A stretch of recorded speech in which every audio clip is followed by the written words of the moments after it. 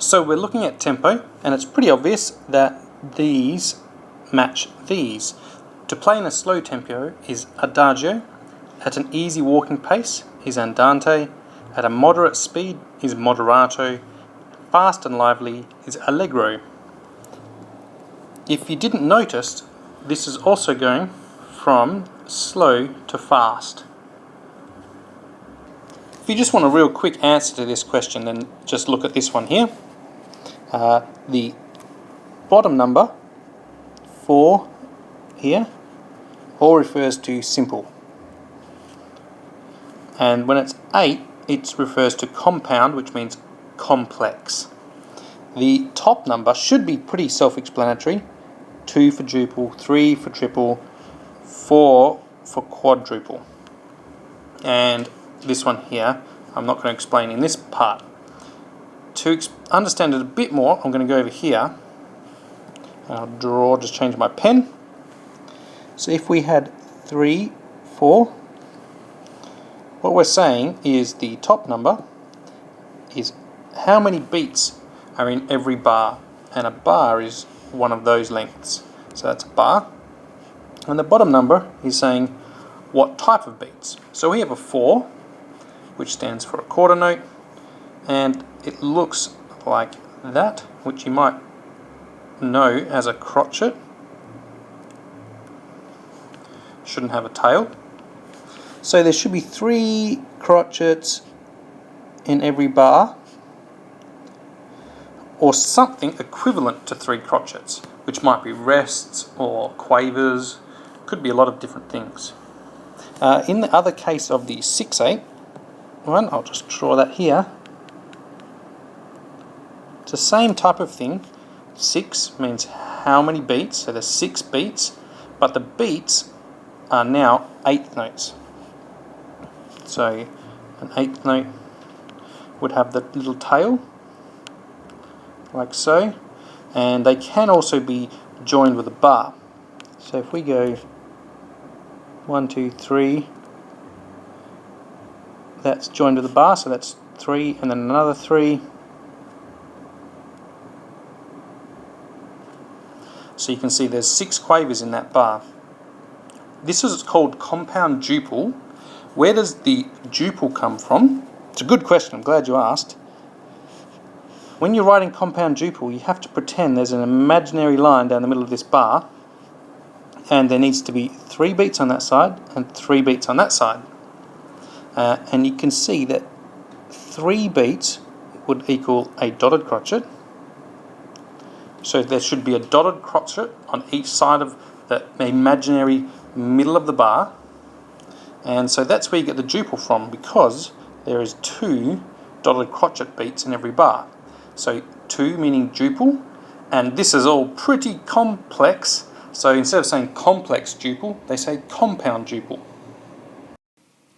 Alright, instrument families. I'll just zoom in over here. So let's start with the easiest first. So percussion is basically anything you hit. It's pretty simple. Strings, pretty obvious. You can see the strings, and they all look the same. They all look like this, like violins, cellos, double bass, and viola. Keyboard, once again, is pretty simple. If it has a keyboard, it's a keyboard. As in, look, there's a keyboard. That type of keyboard, a piano keyboard. Brass pretty much refers to the colour brass. If it's this goldy brassy colour, then it's brass. And probably the hardest one is this one down here, woodwind, because these things don't really look like they're made of wood. I'm not going to go into why that is, but essentially flutes, clarinets, oboes and bassoons, which all look like these, are woodwind. So in this video we're looking at dynamics, and this is all pretty self-explanatory. We're going from soft to loud, and here are the meanings of those words. In most music we use these Italian terms, and below them here are what they actually mean. So I'll just get myself a new colour. Pianissimo means very soft, piano means soft, Forte means loud, and fortissimo means very loud. Also, you might see the abbreviations for these in music too, and they look like that. So a P for piano, funny sort of F for forte, and then if you want something softer than piano, you do 2 Ps. Or louder than forte, you do 2 Fs. And that's it. Alright, so we're going to have a look at some generic terms that you often find in music. Now, if you just want the answers for this question, these are all the answers. If you want some spelling and stuff like that, and I'll go through them now in a bit more detail so you actually understand what they are. So we'll start right up the top. Key signature. So key signature is the sharps and flats you find at the beginning of a piece. So you would see them like there, and you might have flats like this, and you'll notice that there are no notes next to these because they indicate that the sharps and flats that you should play for the entire piece. When you actually do a normal sharp and flat, it will look more like this next to an actual note. So you'd have a sharp next to the note, or a flat like so. And if you wanted to cancel a sharp or a flat, because this sharp goes for this whole bar, so A sharp is A sharp for the whole bar, so this would be A sharp, this is C flat for the whole bar. You need to draw a natural, and a natural is this sign like this. Or you wouldn't draw it over the note like that though, that's horrible.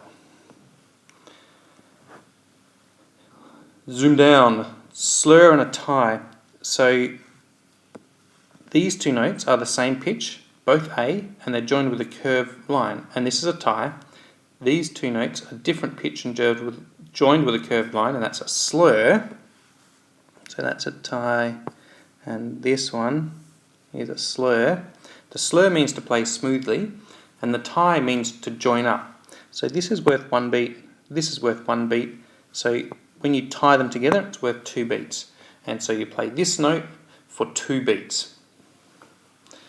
Intervals, this one here we're on to now, is the distance between 2 notes. So you just count that up. 1, 2, 3, 4, 5, 6. So that would be a sixth. Yeah, and this one here you'd count up again, that's a third. And a tone here is a type of interval.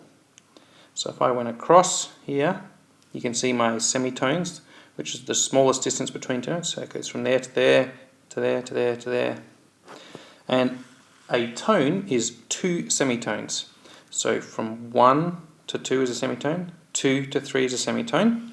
So a tone would be from there to there.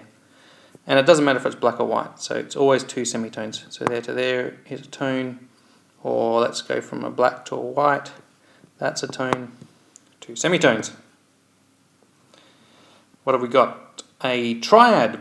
A triad is, tri is important here. A triad is 3 notes in thirds. So you need to use your interval here. So I've got 1, 2, 3 notes, and the interval is 1, 2, 3, 1, 2, 3, and that's a triad. Tonic stands for, we're talking about this here, which is a major scale. I know it's a major scale because it's got a key signature here, and it goes from F, and it's got 7 notes, and a major scale has 7 notes in it. And the tonic, all the tonic is doing is talking about the first note of that scale, which is whatever you start on. So if it's F major, it's an F. If it's C major, it's a C. And so you just call it the tonic. And lastly, we have the anacrusis. And you can see here, I've got a bar of 4/4, which means there should be 4 crotchets in every bar, or something equal to 4 crotchets in every bar. But I might want to start the piece of music with a little uneven bar at the start here. And this uneven bar is called an anacrusis.